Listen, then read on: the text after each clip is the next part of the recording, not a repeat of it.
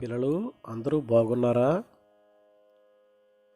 ఈరోజు మనము 10వ తరగతి నూతన పాఠ్య పుస్తకము నుండి 1వ పాఠము ప్రత్యక్ష దైవాలు అనే ఈ పాఠాన్ని చెప్పుకుందాం. ఈ పాఠము ఎర్రన గారు రచించారు. ఈ ప్రత్యక్ష దైవాలు అనే పాఠం ఇతిహాస ప్రక్రియకు చెందినది. మొదటగా మనం చూసినట్లయితే చదవండి, ఆలోచించి చెప్పండి అనే ఈ శీర్షికన ఒక పద్యాన్ని మనకి ఇక్కడ ఇవ్వడం జరిగింది. ఒకసారి ఈ పద్యాన్ని నేను చదువుతాను, శ్రద్ధగా వినండి. మీకు తెలిసినటువంటి పద్యమే, ఎందుకంటే ఇదివరకు మీరు ఎలిమెంటరీ స్కూల్ నుండి చదువుకున్నటువంటి పద్యమే. తల్లిదండ్రి మీద దయలేని పుత్రుండు, పుట్టనేమి వాడు గిట్టనేమి, పుట్టలోన చెదలు పుట్టదా గిట్టదా, విశ్వదాభిరామ వినురవేమా, పుట్టలోన చెదలు పుట్టదా గిట్టదా, విశ్వదాభిరామ వినురవేమా. ముందుగా ఈ పద్యం యొక్క భావాన్ని చెప్తాను, ఒకసారి వినండి.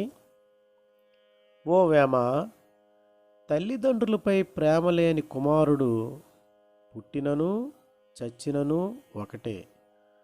పుట్టలో పుట్టి ఎవరికీ ఉపయోగము లేక ఆ పుట్టలోనే చచ్చెడు చెదపురుగు వలె తల్లిదండ్రులపై ప్రేమ లేని కుమారుడిని జన్మము వ్యర్థము కదా. నీతి: తల్లిదండ్రులను ప్రేమించాలి, అలా చేయని వారు జీవించడం వ్యర్థం. మొదటి ప్రశ్న: పుత్రులు ఎవరి మీద దయ కలిగి ఉండాలి? పుత్రులు తల్లిదండ్రుల మీద ప్రేమ, దయ కలిగి ఉండాలి. రెండవ ప్రశ్న: కవి చెదపురుగులతో ఎవరిని పోల్చాడు, ఎందుకు? తల్లిదండ్రుల మీద దయలేని పుత్రుడిని కవి పోల్చాడు. మూడవ ప్రశ్న: తల్లిదండ్రుల సేవలో తరించిన మహనీయుల పేర్లు చెప్పండి. శ్రవణ కుమారుడు, ధర్మవ్యాధుడు మొదలగునవారు. ప్రత్యక్ష దైవాలు పాఠం యొక్క ఉద్దేశం: లోకంలో కంటికి కనిపించే దేవతలు అమ్మ నాన్నలు. వారిని ఎల్లప్పుడూ సేవించడమే ధర్మాలన్నింటిలో ఉత్తమ ధర్మం. ఆ ధర్మాన్ని అనుసరించాలని చెప్పడమే ఈ పాఠం ఉద్దేశం. అందుకే మాతృదేవోభవ, పితృదేవోభవ, ఆచార్య దేవోభవ, అతిథి దేవోభవ అన్నారు పెద్దలు. మనకి ఈ భూమి మీద కనిపించే మొదటి దైవము అమ్మ, రెండవ దైవము నాన్న. కాబట్టి అమ్మా నాన్నలను సేవించడమే ఉత్తమ ధర్మమని తెలియజేస్తూ ఈ యొక్క పాఠాన్ని మనకు ఎర్రన గారు తెలియజేశారు.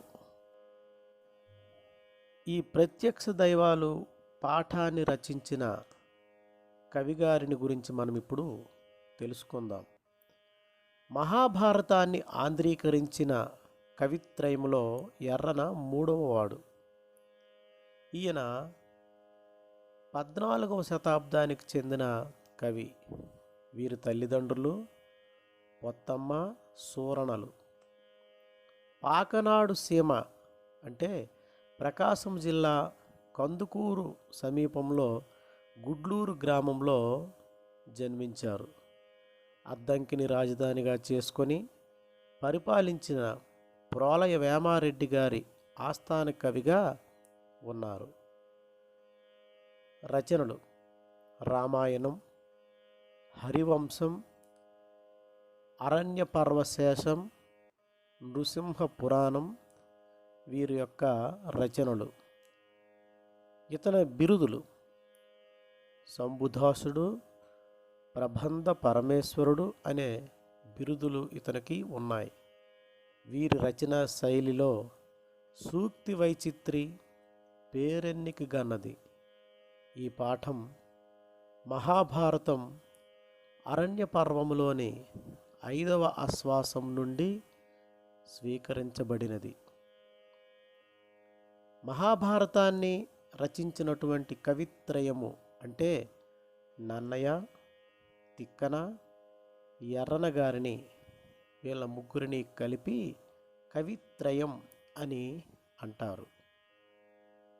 మహాభారతాన్ని వ్యాసుడు రచిస్తే దానిని తెలుగులోనికి అనువదించినటువంటి ఈ కవులు కవిత్రయము వారు నన్నయ, తిక్కన, ఎర్రన.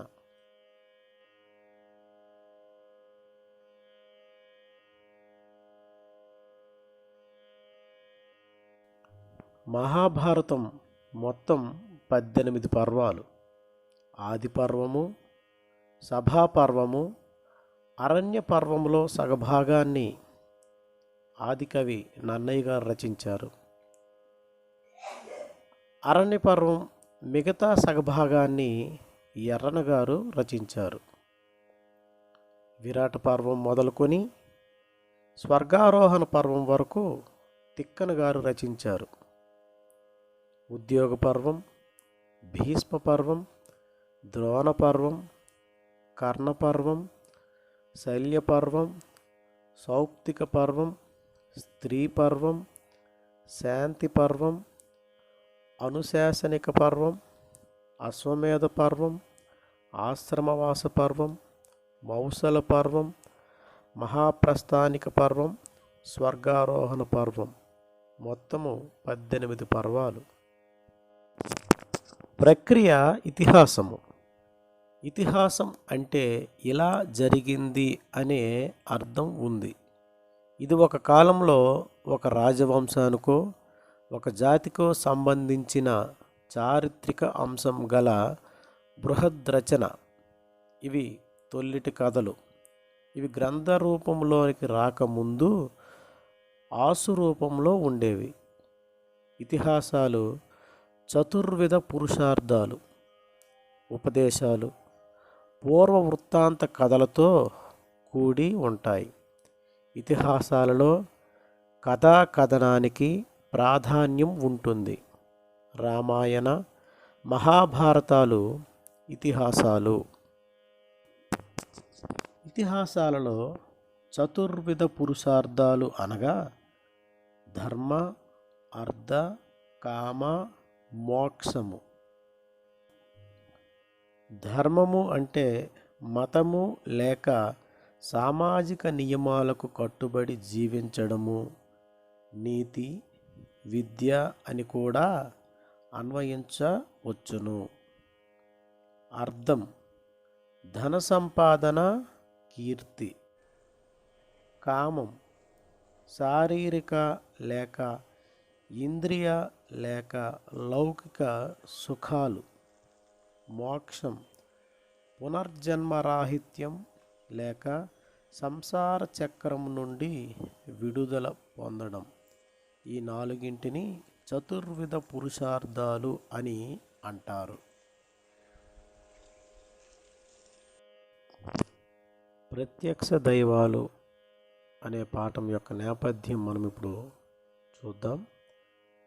నేపథ్యం అంటే పాఠం యొక్క ముందు కథ. అరణ్యవాసంలో ఉన్న ధర్మరాజుతో మార్కండేయ మహర్షి కౌశికుని గాథను చెబుతాడు.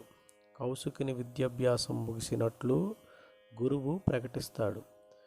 గృహస్థాశ్రమం స్వీకరించి తల్లిదండ్రులని సేవించమని చెబుతాడు.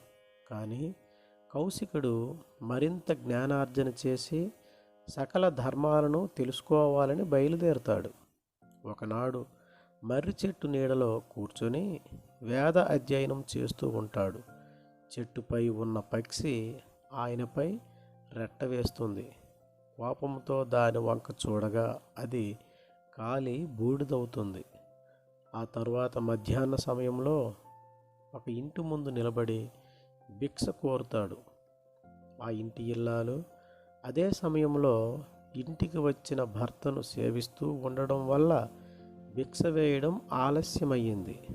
నిర్లక్ష్యం చేసిందనే కోపంతో కౌశికుడు ఇల్లాలు వంక చూడగా, మహాత్మా, నేను చెట్టుపైనున్న పక్షిని కాను, సన్యాసికి ఇంత కోపం తగదు అని మంచి మాటలు చెప్పి, ఇంకా ధర్మ సూక్ష్మాలను తెలుసుకోవాలని కోరిక ఉంటే మిథిలా నగరంలో నివసించే ధర్మవ్యాధుని కలవమని చెబుతుంది. కౌశికుడు ధర్మవ్యాధుడి దగ్గరకు వెళ్తాడు. ఈ నేపథ్యంలోనిదే ఈ పాఠ్యాంశం. సాధారణంగా గృహస్థాశ్రమం అంటే కుటుంబంతో ఉంటూ ఆ ధర్మాలను ఇంటిలో నిర్వర్తించడం. ఇది హిందూ ఆశ్రమ ధర్మాలలో రెండవది. కుటుంబాన్ని పోషించడము, పిల్లలను చదివించడము, కుటుంబ ధార్మిక సామాజిక జీవితాన్ని గడపడం వంటి విధులతో వైవాహిక జీవితాన్ని ప్రతిబింబిస్తూ ఉంటుంది. బ్రహ్మచర్యము, వానప్రస్థము, సన్యాసాశ్రమము అనేది మిగతా ఆశ్రమాలు. అయితే మనం ఈ యొక్క నేపథ్యంలో చూసినట్లయితే కౌశికుడు అడవిలో జ్ఞానార్జన చేస్తూ ఉండగా ఒక పక్షి మలము జార విడుస్తుంది. ఆ యొక్క మలం అనేది ఇతని యొక్క ముఖం మీద పడితే ఆ యొక్క పక్షి వైపు చూచి కోపంతో చూసేసరికి అది కాలి బూడిదైపోతుంది. అలా అలా అలా అలా వస్తూ ఆ పట్టణంలోకి వచ్చేసరికి ఒక స్త్రీ ఇంటికి వచ్చి భవతి భిక్షాందేహి అని అడిగేటప్పుడు ఆమె అతని యొక్క మాటను పట్టించుకోకుండా తన భర్త అప్పుడే వస్తే తన భర్తకు సపర్యలు చేస్తూ భోజనం పెడుతూ ఉంటుంది. అది విని పట్టించుకోలేదేమోనని ఈ యొక్క కౌశికుడి కోపంతో మరలా భవతి భిక్షాందేహి అంటూ గట్టిగా పిలుస్తాడు. అప్పుడు ఆ ఇల్లాలు చూసి, మహాత్మా, నేను చెట్టు పైన ఉన్న పక్షిని కాను, సన్యాసికి ఇంత కోపం తగదు అని అంటుంది. అప్పుడు వెంటనే కౌశికునికి ఇది ఉదయం జరిగిన సంఘటనే కదా, ఈమెకి ఈ విషయం ఎలా తెలిసింది అని ఆశ్చర్యపోతాడు. అప్పుడు ఆమె ఇంకా ధర్మ సూక్ష్మాలు తెలుసుకోవాలని కోరిక ఉంటే మిథిలా నగరంలో నివసించే ధర్మవ్యాధుని కలవమని చెబుతుంది. అప్పుడు కౌశికుడు ధర్మవ్యాధుడి దగ్గరికి వెళ్తున్నటువంటి సందర్భంలోనిదే ఈ యొక్క పాఠ్యాంశము.